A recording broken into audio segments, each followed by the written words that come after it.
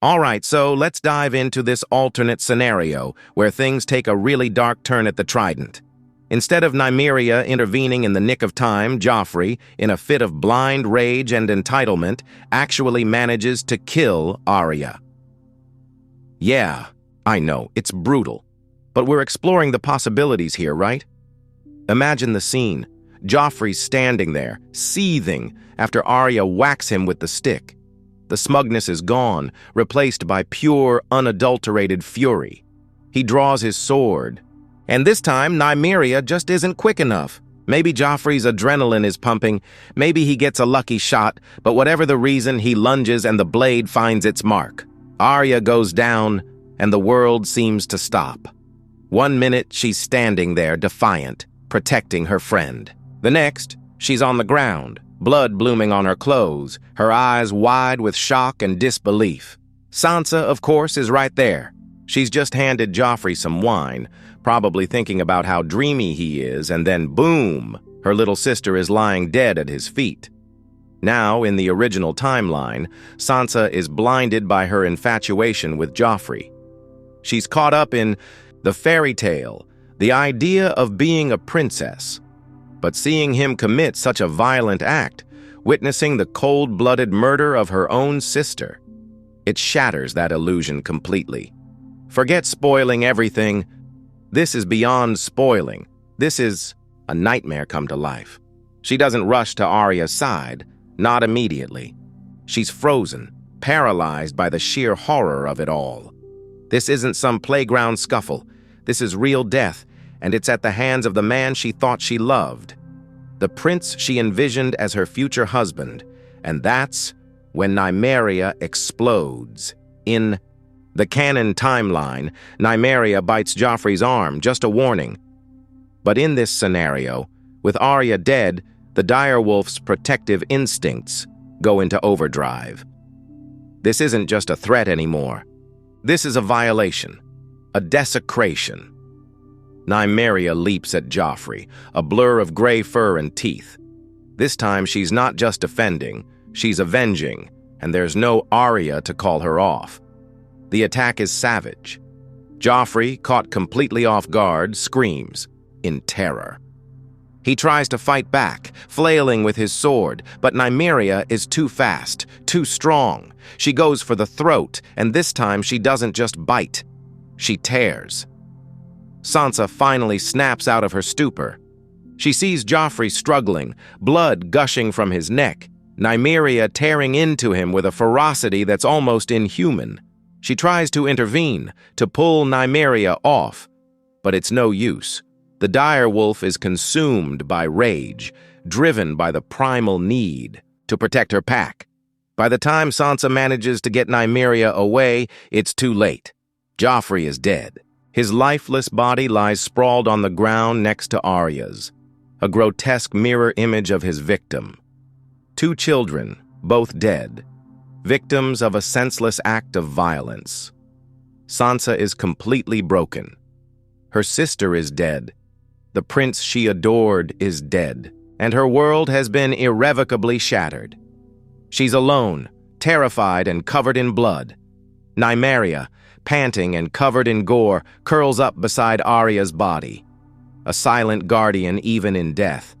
But Sansa, overwhelmed by grief and trauma, can't bear to look at the direwolf. In a moment of irrational anger and despair, she lashes out, screaming at Nymeria to go away. It's not a calculated decision, like Arya's original plea to protect Nymeria from Cersei's wrath. This is pure, raw emotion. Sansa is blaming Nymeria, in some twisted way, for what happened. If Nymeria hadn't attacked Joffrey, maybe he would still be alive. Maybe Arya wouldn't be dead. It's the illogical reasoning of a traumatized child. Nymeria, confused and hurt, hesitates for a moment, then reluctantly obeys. She disappears into the woods, leaving Sansa alone with the bodies of her sister and her would-be prince. Sansa stumbles, away, desperately seeking help. She runs until she finds the Kingsguard, the royal party, anyone who can make this nightmare stop. The discovery of the two dead children throws the entire party into chaos. Robert is stunned, devastated. Cersei is consumed by grief and incandescent rage. Ned is heartbroken and filled with a cold, simmering anger. The aftermath is even more explosive than in the original timeline. When Robert, Ned, and Cersei gather to try to piece together what happened, the tension is palpable. This isn't just about a scratched arm and a scared prince. This is about two dead children, two powerful families locked in a deadly feud. Cersei, predictably, demands vengeance. She paints Arya as the aggressor, claiming that she and Nymeria launched an unprovoked attack on Joffrey, who was merely defending himself. She demands the heads of the Starks, the execution of Sansa, and the death of Lady Sansa's direwolf. Ned, of course, vehemently denies Cersei's version of events. He's seen Arya's body, the fatal stab wound. He knows his daughter was no match for Joffrey's sword. He also knows the loyalty and ferocity of the direwolves. If Nymeria had truly been intent on killing Joffrey from the start, Arya wouldn't have been stabbed. The argument escalates, fueled by grief, anger, and suspicion. Robert, caught in the middle, struggles to maintain control. He cares for Joffrey, even if he doesn't always show it. But he also trusts Ned, his longtime friend and hand. Ultimately, as in the original timeline, it all comes down to Sansa. She's the only witness, the only one who can tell them what really happened. But this time, the stakes are even higher. This isn't just about protecting Joffrey or saving Arya. This is about justice, about truth, about preventing a war between the Starks and the Lannisters, and crucially, Sansa's fairy tale is completely shattered. Joffrey is dead, and his actions are undeniable. There's no reason to protect him anymore. There is no hope of marrying him. So, after some gentle prodding from Ned and perhaps a touch of horrified realization even from Robert about the true character of his supposed heir, Sansa breaks down and tells the truth. She recounts the entire story, from Joffrey's taunting of Mycah to his brutal murder of Arya and Nymeria's retaliatory attack. She reveals Joffrey's cruelty, his arrogance, his complete lack of remorse. Cersei, predictably, refuses to accept Sansa's testimony. She accuses Sansa of lying, of being part of a Stark conspiracy to murder her son. She even suggests that Sansa may have helped Arya, that they were both in league against Joffrey. She continues to demand Sansa's punishment, the death of Lady, anything to avenge her son. But this time, Robert stands firm. He sees the truth in Sansa's eyes, the genuine pain and trauma she's experienced. He can no longer deny Joffrey's true nature. He refuses to execute Sansa, recognizing that she is a victim, not a perpetrator. He also refuses to kill Lady, knowing that the direwolf is innocent. However, he can't completely dismiss Cersei's grief. To appease her and to try to maintain some semblance of peace, he agrees to continue the hunt for Nymeria, the direwolf, who killed his heir. But the damage is done. The truth is out, and the relationship between the Starks and the Lannisters is irrevocably poisoned. Ned is devastated by Arya's death. He feels responsible, guilty for bringing his daughters to King's Landing, for exposing them to the dangers of the court. He realizes that Catelyn was right. The Starks don't belong in the South. The values of honor and justice that he holds dear are meaningless in this viper's nest of intrigue and betrayal. Looking at the lifeless body of his daughter, he is reminded of the fate of his father and brother, who also answered the call of the South, only to meet a tragic end at the hands of the Mad King. The parallels are chilling. Ned makes a decision. He can no longer serve as Robert's hand, not in this environment of lies and deceit. He resigns his position, telling Robert that he must return to Winterfell to mourn his daughter and protect his remaining children. Robert is saddened by Ned's departure, but he understands. He knows that he can't change Ned's mind. He lets him go, knowing that their friendship will never be the same. So Ned Stark, heartbroken and disillusioned, leaves King's Landing, taking Sansa with him, and heads north, leaving Robert to grapple with the fallout from Joffrey's death and the growing tensions between the great houses. This single event, the death of Arya at the Trident, has set in motion a chain of events that will drastically alter the course of Westeros history. The War of the Five Kings is coming, but it will look very different from what we know, and the Starks, forever changed by this tragedy, will play a crucial role in the conflicts to come. It all goes downhill. From here, okay, here we go. So where were we? Ah yes, utter chaos. The dust hasn't even settled on the road to King's Landing, and already the realm is teetering on the brink. 2 noble children dead. Joffrey, the heir to the Iron Throne, and Arya Stark, daughter of the Hand. The implications are colossal. Back in King's Landing, news of the tragedy hits like a thunderbolt. The initial reaction is, predictably, pandemonium. Servants scream, guards rush about, and whispers of treachery and curses fill the air. But quickly the key players are informed, and the real drama begins. Robert Baratheon, upon hearing of Joffrey's death, is initially stunned. There's a numbness that washes over him, a kind of hollow grief. He never quite knew how to be a father. But Joffrey, that arrogant, cruel boy, was his son. There's also the brutal reality of succession to contend with. Tommen is now the heir, a child even younger and more malleable than Joffrey. This means Cersei would hold a significant amount of power during his reign. But then, the grief gives way to a familiar simmering rage.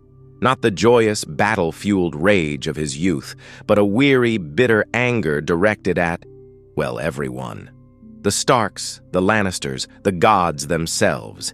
He demands answers, immediate. And absolute Cersei's reaction is, as you might expect, far more explosive. Grief consumes her, yes, but it is immediately twisted into a burning, vindictive fury. Her precious Joffrey, the golden-haired prince, murdered. The thought is unbearable. She refuses to accept any blame on Joffrey's part, immediately casting the Starks as the villains. Arya, that wild, uncouth girl, and her savage direwolf are solely responsible. Her grief is a weapon, and she wields it with ruthless precision. She demands justice, swift and brutal, and makes it clear that no Stark will go unpunished. Ned Stark is devastated. The death of Arya is a blow that hits him with physical force. He retreats inward, a cold, quiet grief settling over him.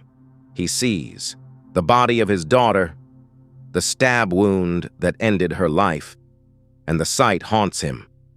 Arya, the spirited, independent girl who never quite fit into the mold of a lady, is gone. He feels an immense guilt. He had promised Catelyn he would protect their daughters, and he had failed. Adding to the immediate tragedy is a simmering tension in King's Landing, a palpable sense of distrust and animosity between the Starks and the Lannisters. The air crackles with unspoken accusations, fueled by Cersei's relentless demands for retribution. Robert, caught between his wife and his closest friend, attempts to mediate, but his efforts are clumsy and ineffectual. He wants the peace, the illusion of stability, but his grief and anger make him unpredictable. One moment he is bellowing for justice. The next, he is sunk in melancholic silence, reliving memories of a son he barely knew. And then comes Sansa. Called upon to recount what happened, she is a broken, traumatized girl. The events of that day have shattered her naive worldview. She saw Joffrey, the prince she idolized, commit a horrific act of violence. She saw her sister die, and the direwolf she loved kill the prince that had hurt her. The weight of it all threatens to crush her. Initially, she hesitates. Part of her still clings to the remnants of her fairy tale dreams. But the reality is undeniable, too overwhelming to ignore. With trembling voice and tear-filled eyes, she tells the truth. She recounts Joffrey's torment of Micah, his threat to Arya, and the moment he drew his sword and stabbed her. She describes Nymeria's attack, her desperate attempt to defend Arya, and the dire wolf's fatal mauling of the prince. Sansa's testimony is a turning point. It confirms the worst suspicions and shatters any remaining pretense of civility between the Starks and the Lannisters. Cersei, predictably, refuses to accept it. She accuses Sansa of being complicit, of plotting with Arya to murder Joffrey. She demands that Sansa be punished, that Lady, the remaining direwolf, be killed. Ned, however, stands firm. He will not allow Sansa to suffer anymore. He has lost one daughter, and he will not risk losing another. He refuses to hand Lady over to Cersei's executioner, arguing that the direwolf is innocent. Robert, weary of the conflict and desperate to avoid further bloodshed, reluctantly agrees with Ned, much to Cersei's outrage. The situation in King's Landing is now untenable. The tension is suffocating, the distrust absolute. Ned sees the writing on the wall. He can no longer serve Robert as hand. His honor demands that he protect his family, and he cannot do that in King's Landing, surrounded by enemies and intrigue. He approaches Robert, his face etched with grief and disillusionment. He explains his decision, his voice heavy with sorrow. He tells Robert that he must return to Winterfell, to mourn Arya, and to protect Sansa. He can no longer reconcile his duty to his friend with his duty to his family. Robert is devastated by Ned's decision. He pleads with him to stay, reminding him of their long friendship, of their shared history. He needs Ned, now more than ever, to guide him, to keep him from making rash decisions. But Ned is unyielding. The death of Arya has changed everything. With a heavy heart, Robert accepts Ned's resignation. He knows that he cannot force Ned to stay against his will. He understands on some level the depth of Ned's grief and the strength of his loyalty to his family. And so, Ned Stark, disillusioned and heartbroken, prepares to leave King's Landing. He has seen the corruption and treachery of the court firsthand. He has witnessed the depths of Cersei's malice and the weakness of Robert's rule. He has lost his daughter, and he has lost his faith in the possibility of justice in the South. He gathers his belongings, says farewell to Robert, and prepares for the long journey back to Winterfell. He leaves behind a city simmering with tension, a king struggling to maintain control, and a queen consumed by grief and vengeance. He returns to the north, a broken man, carrying the weight of his daughter's death and the knowledge that the realm is heading towards a dark and uncertain future. His departure marks a significant shift in the political landscape of Westeros. With Ned gone, Robert is left without his most trusted advisor, vulnerable to the machinations of Cersei and the Lannisters.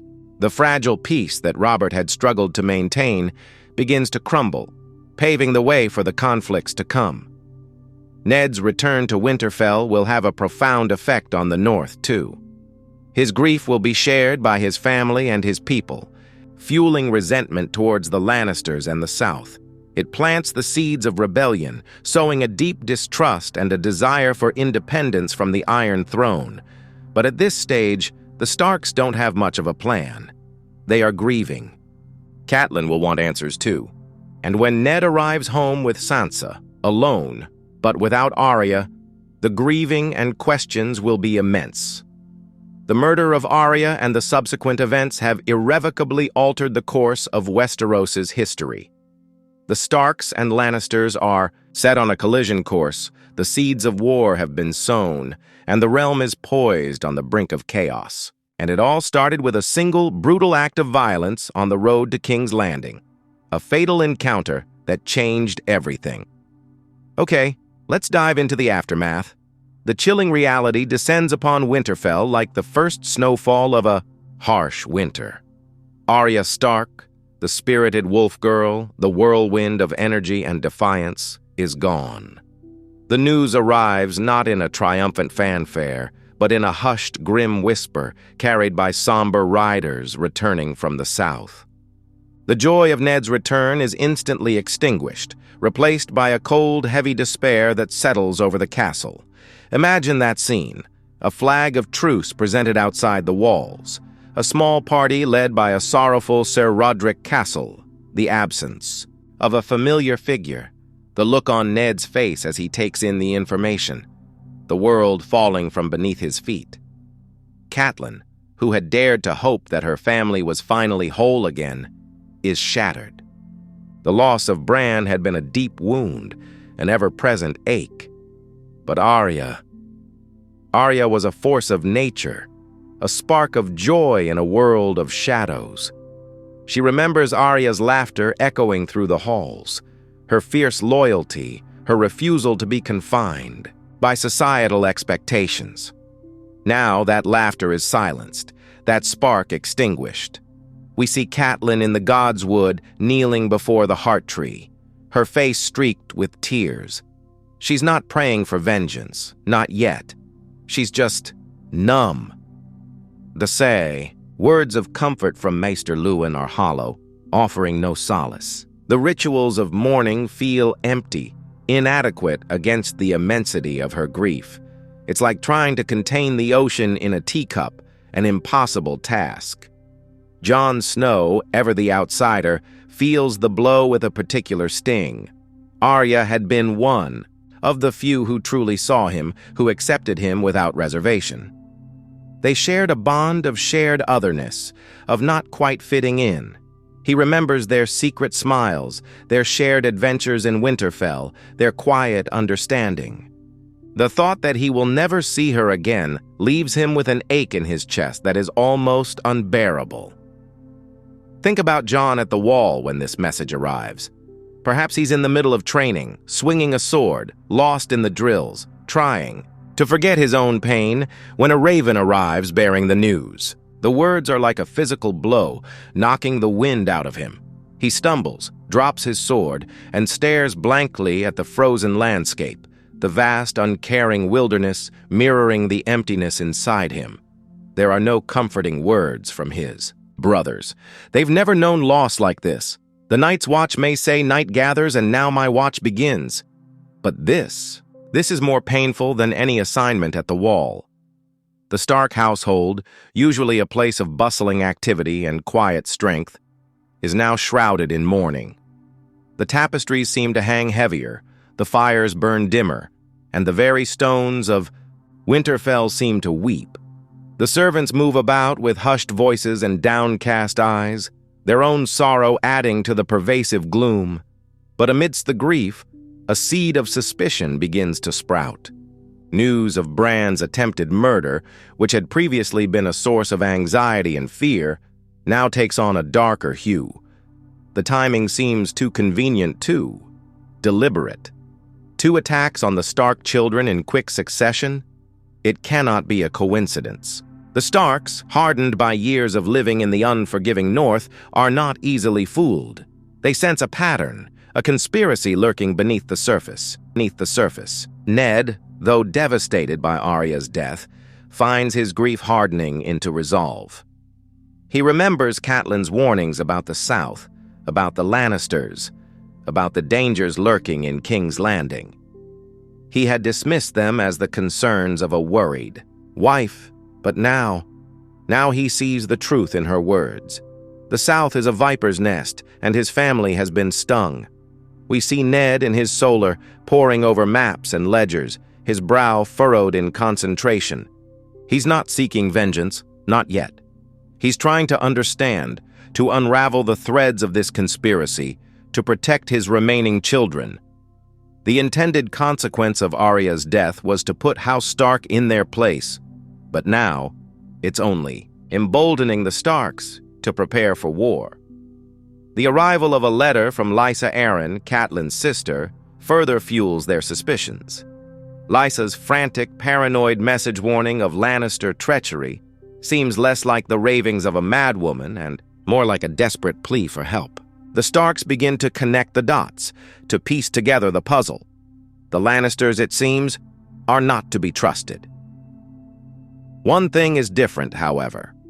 Unlike the original timeline, Catelyn does not embark on a secret mission to King's Landing. The driving force behind her journey was the belief that Bran's attempted murder was connected to the Lannisters, and her desire to warn Ned and protect her family. But with Ned now back in Winterfell, and the family united in grief and suspicion, there is no need for her to travel south. She remains in Winterfell, a pillar of strength for her grieving husband and children, and because Catelyn stays put, something else doesn't happen. She doesn't kidnap Tyrion Lannister. Think about the implications. In the original story, Catelyn's rash decision to seize Tyrion triggered a chain of events that plunged the Riverlands into chaos and ignited the War of the Five Kings. The Lannisters retaliated, laying siege to Riverrun and sparking a bloody conflict with the Tullys. Now, that spark is absent. Tyrion, blissfully unaware of the danger he narrowly avoided, continues his journey back to King's Landing.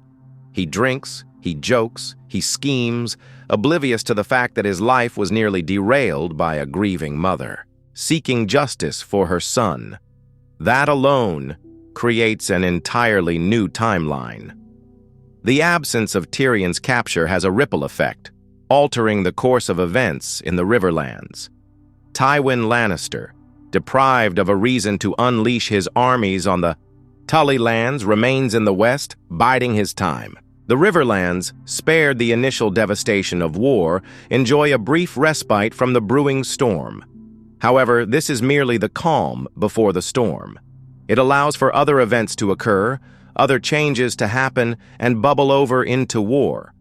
Despite the absence of open conflict, tensions remain high. The Starks, though wary of provoking a war, are not willing to let Arya's death go unpunished. They begin to quietly gather their forces, to strengthen their defenses, to prepare for the inevitable clash. The North remembers, and the North does not forgive. Maester Luwin dispatches ravens to the Stark bannermen, summoning them to Winterfell for a council of war. Lords and ladies from across the north, grim-faced and resolute, begin to converge on the ancient castle, their banners snapping in the wind. The air is thick with anticipation, with a sense of foreboding. Imagine the scene inside the Great Hall of Winterfell. The Stark banner, a gray direwolf on a white field, hangs proudly above the high table. Lords Mormont, Umber, Karstark, and Glover are seated around the table, their faces etched with concern. Ned, his face pale but his eyes steely, presides over the meeting. "My lords," he begins, his voice low but firm, "we have suffered a grievous loss. My daughter, Arya, has been murdered in the south." A murmur of outrage ripples through the hall. The circumstances surrounding her death are suspicious, Ned continues. "We have reason to believe that the Lannisters are involved." He lays out the evidence, the timeline of events, the suspicious nature of Bran's attempted murder, Lysa's frantic warnings. The lords listen in silence, their faces growing darker with each passing word. "We must prepare for war," Ned concludes. "The Lannisters will not let this go unpunished. They will seek to crush us, to break the North." "The North will never break," Lord Umber booms, his voice echoing through the hall. "We will stand with you, Lord Stark. We will fight for our honor, for our families, for the memory of Arya." "Yeah." Other lords voice their agreement, their voices rising in a chorus of defiance. The North is united, ready to face whatever challenges lie ahead. The seeds of rebellion have been sown. They still don't know where the threat will come from. The North is a harsh and unforgiving land, but it is also a land of fierce loyalty and unwavering determination. The Starks, tempered by the harsh realities of their environment, are not easily intimidated. They will not back down. They will not surrender. They will fight for their survival, for their honor, for their way of life. As winter descends upon Westeros, a different kind of winter is settling upon the North. A winter of grief, of suspicion, of preparation. The storm is coming, and the Starks are ready to weather it. But at what cost? And to what end? That remains to be seen. The pieces have been moved, and the game is still afoot. All right, so, where were we? Oh yeah, Arya's dead, Joffrey's a direwolf snack, and Westeros is officially spiraling. Ned's back in Winterfell, presumably hugging Sansa and trying not to cry into his beard, and the political landscape is about to get a whole lot messier. Now, Robert's reign is over, cut short by a hunting accident, or, more likely, Cersei's well-oiled scheming. With Robert gone, Tommen, still just a boy, is thrust onto the Iron Throne, and Cersei, ever the opportunist, declares herself regent, effectively ruling the Seven Kingdoms. And you just know she's going to do a bang-up job of making everything worse. But wait, there's a challenger on the horizon. Remember Stannis Baratheon, the humorless, law-obsessed younger brother of Robert? Well, he's not just sitting around Dragonstone polishing his spreadsheets. He's been busy gathering evidence, meticulously compiling proof of Cersei's incest and the illegitimacy of her children. See, Stannis is all about the law, even if it makes him about as popular as a tax audit. And the law is clear. Robert's children are not Robert's children, which means they have no claim to the Iron Throne. By right of succession, the throne should pass to the next in line, Stannis Baratheon himself. Now, in the original timeline, Ned Stark was instrumental in informing Stannis about the truth. He stumbled upon the Lannister secret, and his strong sense of honor compelled him to act. But in this timeline, Ned's not in King's Landing. He's up north, trying to forget the trauma he witnessed at the Trident. So, how does Stannis get the word out? Well, Stannis doesn't need Ned to be in King's Landing. He already knows the truth. He's been working on proving it for ages with Jon Arryn. With Robert dead, Stannis acts quickly. He sends ravens to all the major houses of Westeros, laying out his claim, presenting the evidence of incest and bastardry, and calling on them to support his rightful ascension to the Iron Throne.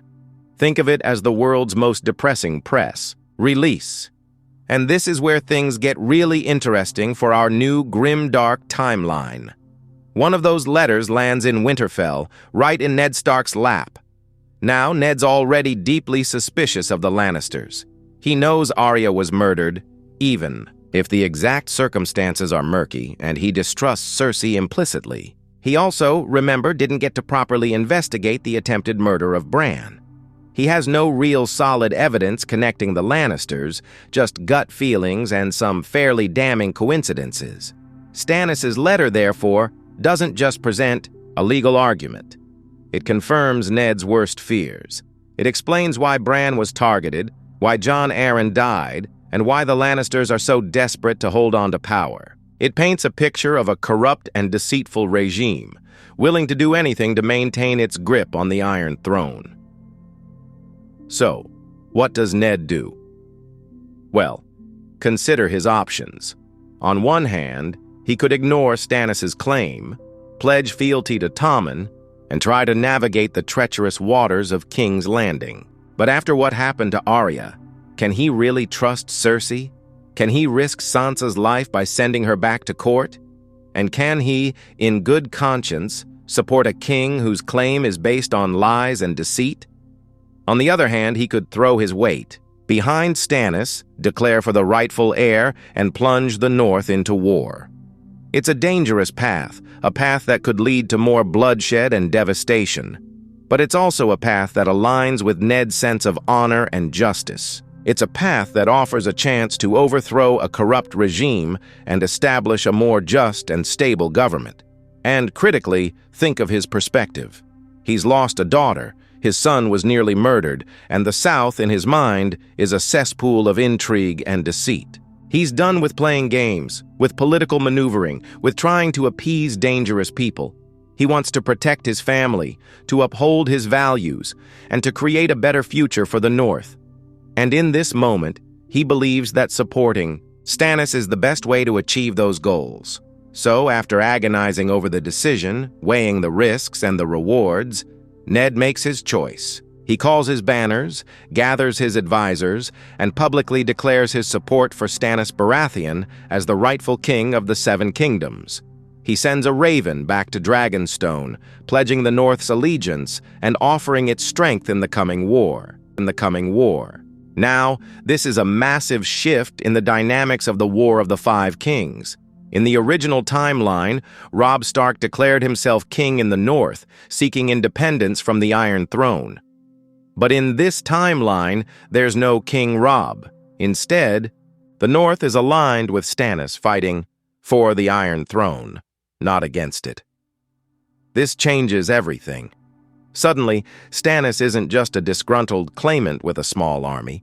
He's got the backing of the North, a vast and powerful region known for its fierce warriors and unwavering loyalty. This gives him a significant boost in manpower, resources, and prestige. It also gives him a strategic advantage, as the North can serve as a base of operations for his campaign against King's Landing. But it's not just about military strength. The North's support also lends legitimacy to Stannis' claim.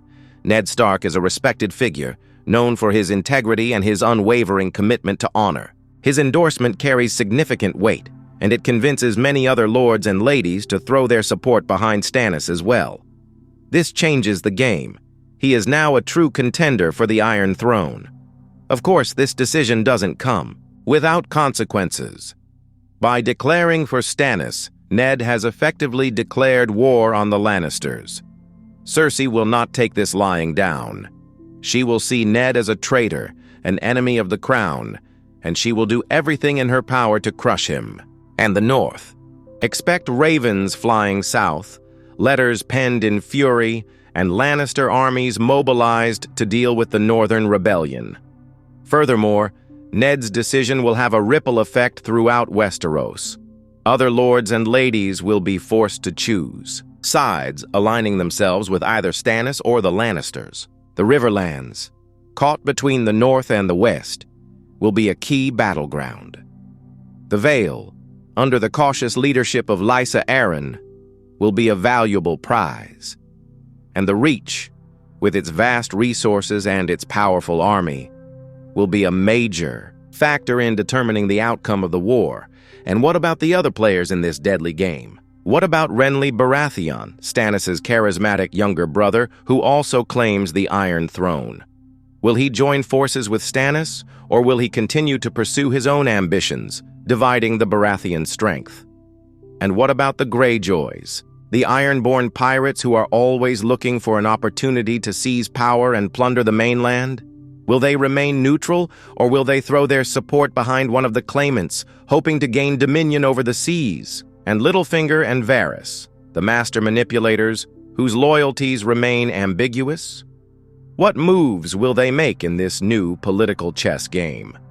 The War of the Five Kings, already a brutal and complex conflict, has just been thrown into complete chaos. With the North throwing its weight behind Stannis, the alliances have shifted, the stakes have been raised, and the outcome is more uncertain than ever before. Westeros is about to be engulfed in a firestorm of war, intrigue, and betrayal.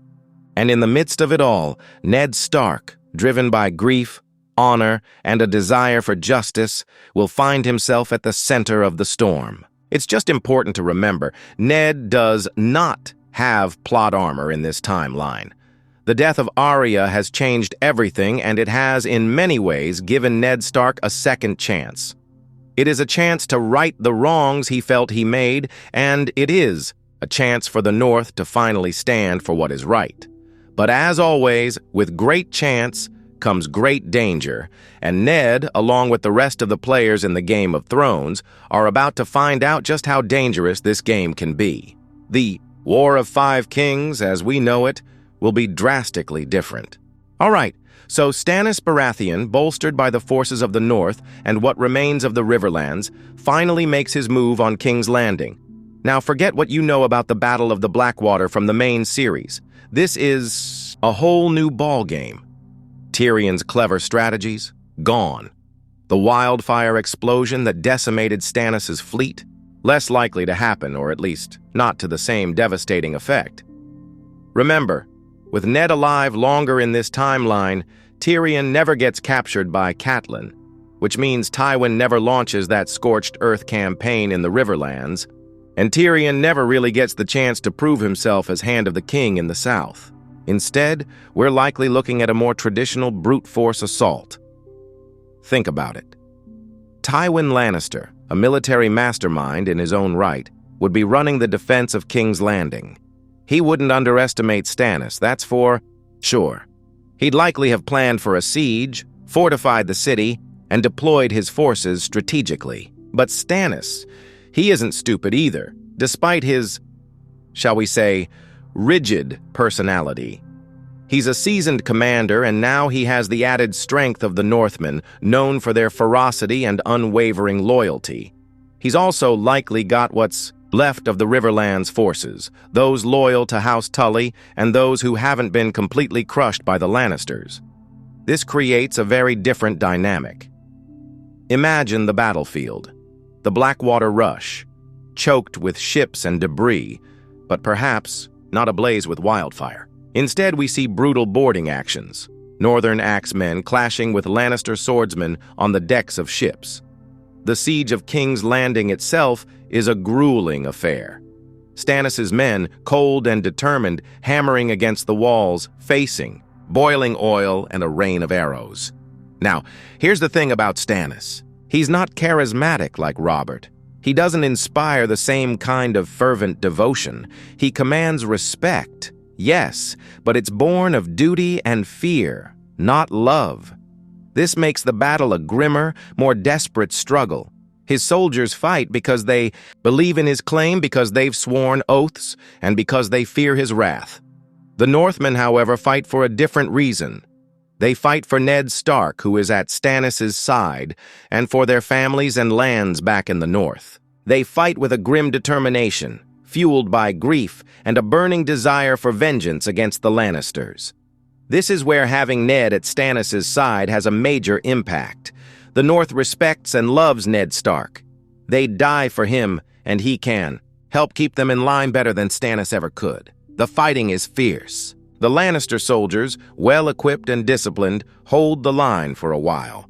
But the combined weight of Stannis' forces, fueled by northern rage, begins to wear them down. The city is under siege for days, maybe even weeks. Food supplies dwindle. Morale cracks. The people of King's Landing, already wary of the Baratheons after Robert's reign, begin to panic. This isn't some glorious battle for a beloved king. This is a brutal struggle for survival. Then, the turning point. Stannis' forces breach the walls. Chaos erupts within the city. Street fighting breaks out. The Gold Cloaks, poorly motivated and spread thin, struggle to maintain order. The fighting is brutal and bloody, house to house, street to street. It's a messy, desperate affair, and more reminiscent of the sack of King's Landing during Robert's rebellion, just with the Baratheons attacking instead of defending. And here's where tragedy strikes. As Stannis' forces push towards the Red Keep, a desperate last-ditch defense is mounted. Jaime Lannister, ever the Kingslayer, sees an opportunity to strike a blow against Stannis, to end the rebellion in one swift stroke. A final confrontation between Ned Stark and Jaime Lannister occurs in the halls of the Red Keep. It's a brutal, frantic duel, a clash of two legendary swordsmen fighting for their beliefs. Ned, driven by honor and a desire to avenge his daughter, is a formidable opponent, and this is the first time we've really seen him fight since the show began. But Jaime, young, ruthless, and perhaps fueled by fear of losing everything, fights with a desperate ferocity. In the end, Ned falls. He's mortally wounded by Jaime, struck down in the very heart of the Red Keep. But Jaime, fueled by adrenaline and desperate hope, doesn't get to savor his victory. The northern soldiers, enraged by the death of their beloved lord, swarm him. He fights bravely, but he is overwhelmed and cut down, his golden armor stained crimson. Both Ned Stark and Jaime Lannister meet their end in that final, desperate stand. With Ned gone and Jaime slain, the Lannister defense crumbles. The remaining soldiers, demoralized and leaderless, surrender or flee. Stannis Baratheon, grim and bloodied, finally takes the Iron Throne. But the victory is bittersweet. The cost has been immense. The city is in ruins. Thousands are dead. And Ned Stark, the man who brought the North to his side, is gone. Now, what happens to Cersei and her children? Well, remember how Cersei prepared poison to avoid capture? In the original timeline, Tywin stopped her from killing herself and her son. With Tywin dead, she succeeds and takes Tommen with her, making sure the Lannister line dies with her. Now, let's talk about the aftermath. Stannis is now king, but his position is precarious. He sits on a throne built on blood and ashes. The realm is exhausted and divided. He needs to consolidate his power and fast. Enter Robb Stark. With Ned dead, Robb becomes the Lord of Winterfell and Warden of the North. He inherits his father's grief, his sense of duty, and his unwavering loyalty to the North. He's young, but he's proven himself to be a capable commander. During the war, Stannis, ever pragmatic, recognizes the importance of securing the North's allegiance. He needs the North, not just as allies, but as a stable, loyal base of power. So he makes an offer, a marriage pact, a way to solidify the alliance between House Baratheon and House Stark, and to secure the future of his own line. Remember Stannis's daughter, Shireen. Poor Shireen, with her grayscale and her love of books. She's Stannis' only heir, his only legitimate child. The line of Baratheon rests on her shoulders. Stannis, driven by his sense of duty, offers Shireen's hand in marriage. Not to Robb, who is already pledged to a fray to secure passage through the twins, but to his younger brother, Rickon. A marriage between Rickon Stark, the youngest of the Stark children, and Shireen Baratheon, the heir to the Iron Throne. This is a strategic move on Stannis' part. He gets the North fully on his side, since he has Robb's family in the South as sort of a political hostage. It secures the Baratheon line, ensuring that even if Stannis doesn't produce a son, the next generation will carry Baratheon blood. It binds the North to the Iron Throne in a way that Robert's marriage to Cersei never could. It's a marriage of political convenience, to be sure, but it also offers a glimmer of hope for a more stable future. The Starks and the Baratheons would be connected by blood, by family, and by a shared interest in the realm's well-being. Robb, grieving for his father but recognizing the importance of the alliance, agrees to the marriage pact. Rickon, still just a boy, is sent south to King's Landing to be fostered at court and betrothed to Shireen. It's a difficult decision for Robb, sending his youngest brother away, but he knows it's necessary for the good of the North and the realm. Plus, Osha goes with him to make sure he is safe and well cared for. So Stannis sits on the Iron Throne.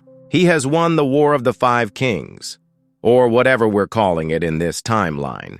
He has secured the North's allegiance through a marriage pact. He has begun the long, arduous process of rebuilding a shattered kingdom. But the story doesn't end there. This is Westeros, after all. Peace is never truly permanent. There are still threats looming on the horizon. Daenerys Targaryen, across the Narrow Sea, is growing stronger, amassing an army and hatching dragons. Her return to Westeros is inevitable, and her claim to the Iron Throne remains a potent threat to Stannis' rule. This could be the second dance of the dragons.